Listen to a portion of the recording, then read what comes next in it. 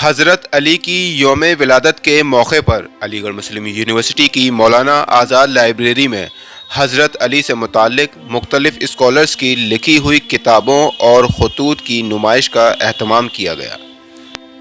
Maulana Azad library میں تقریباً 200 کتابیں حضرت علی سے متعلق موجود ہیں جو مختلف زبانوں میں لکھی گئی ہیں۔ وہ حضرت علی جو ان کو مولا علی بھی کہا جاتا ہے اور جو چوتھے خلیفہ ہیں ان کی یوم ولادت ہے، اس موقع پہ اس نمائش کا اہتمام کیا گیا۔ اس میں ان سے متعلق جو کتابیں ہیں ان کو ڈسپلے کیا گیا ہے۔ اس میں تقریباً 200 کتابیں ہیں ہمارے پاس حضرت علی پر جو مختلف زبانوں میں ہیں، جس میں عربی، فارسی، اردو، انگلش وغیرہ میں وہ سب کتابیں ہیں۔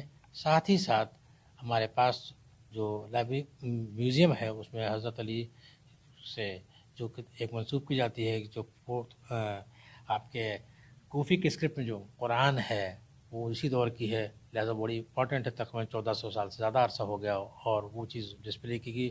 ایک وہ خصوصی مرکز ہے ہمارے میوزیم کی اور بہت سارے وزٹر نے آ کے اس کو دیکھا اور اس کو سمجھا، اور ادھر ہمارے جو نمائش ہے اس کے سلسلے میں جو بہت ساری کتابیں ہیں ان کو بھی مختلف نظریے سے سمجھنے اور پرکھنے کی کوشش کی۔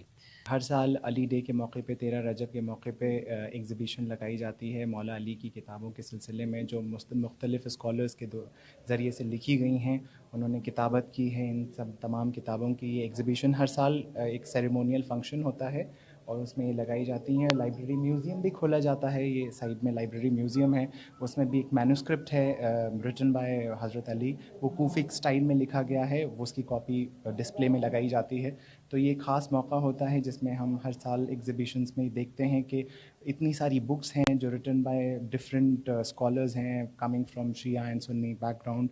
یہ پہلی مرتبہ میں یہاں آیا ہوں دیکھنے، اور ماشاءاللہ سے کلیکشن جو ہے بکس کا بہت ہی اچھا ہے، اور قرآن شریف جو حضرت علی کا ہاتھ کا لکھا ہوا ہے وہ بہت ہی نایاب چیز ہے جو میں نے آج تک کہیں نہیں دیکھا۔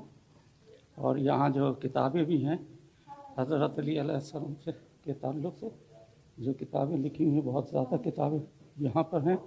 یہ کتابوں کی نمائش جو ہے وہ علی گڑھ مسلم یونیورسٹی کی مولانا آزاد لائبریری کے اندر لگائی ہوئی ہے۔ چوتھے خلیفہ حضرت علی کی ولادت 13 رجب کو مکہ معظمہ میں ہوئی تھی۔ اسی سلسلے کے تعلق سے 13 رجب کو ملک بھر میں حضرت علی کی ولادت کے موقع پر گھر گھر امام بارگاہوں اور عبادت گاہوں میں نذر و نیاز اور محفل و میلاد کا انعقاد کیا جاتا ہے۔